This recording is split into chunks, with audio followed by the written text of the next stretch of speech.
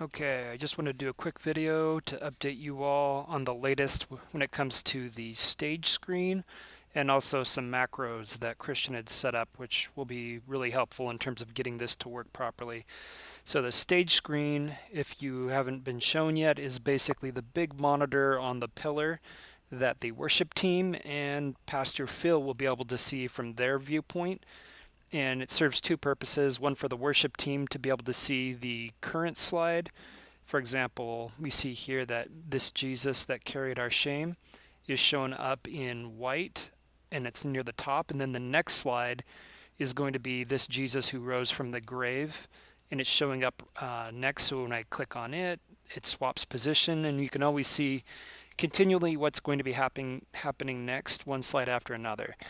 So this is one of the main reasons why moving forward, we have to make sure that we have everything in perfect arrangement here, because say for example, if it doesn't go to chorus 1 and we have to jump down to something else, like verse 3 for whatever reason, the worship team is going to think, and we're showing them that the next line is, I know that my Redeemer lives, when in fact it might be he's commanding the wind and the waves. So there really shouldn't be any time moving forward that we're going to be bouncing around. Sometimes in the past we've been able to get away with it just because we knew that things weren't in order and we were just kind of jumping around.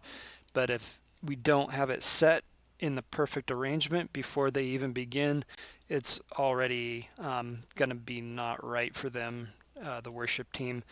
So again, this is what they're going to be seeing on the big screen, and we'll want to make sure everything is set up properly. So one other thing about the screen is the actual arrangement of what we're showing them.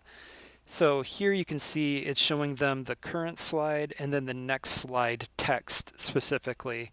So that's fine during worship, but when Pastor Phil does his sermon notes, when I go down to here for sermon notes, it won't work the same way. And let me just go back for a second. One thing that it's doing when I'm clicking on this slide, you'll see here that there's a little macro, little M. I don't know if you can see, it's really small. I'm trying to circle it with the mouse. But basically that macro was applied by Christian or somebody else head of schedule if it wasn't yourself that added it. And that's what this guy is right here, this little worship macro. You just kind of drag and drop and it applies it to the first slide of worship. And what that does is it configures all the preceding lyrics so that they're formatted properly. But say, for example, if I went from worship to the sermon, so I go here, and I'm not going to click on this first one. You can't really see, unfortunately, because it's really dark, but it does have that macro applied to it. But I'm just going to go to the next slide since it doesn't.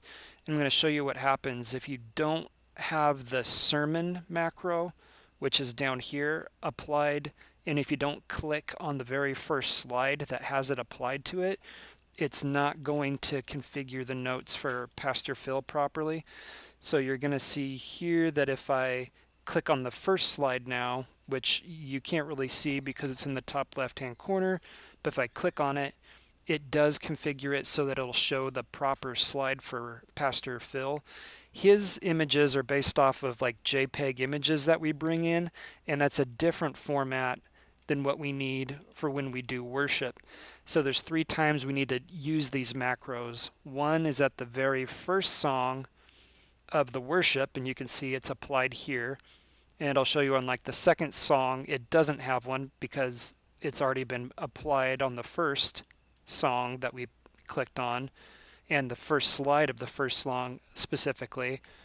And then the first time we go to the worship or the sermon, again we have that macro applied to the first slide of it. But then say for the last song after the sermon is done, we also have to have the macro applied back on that first song as we come back.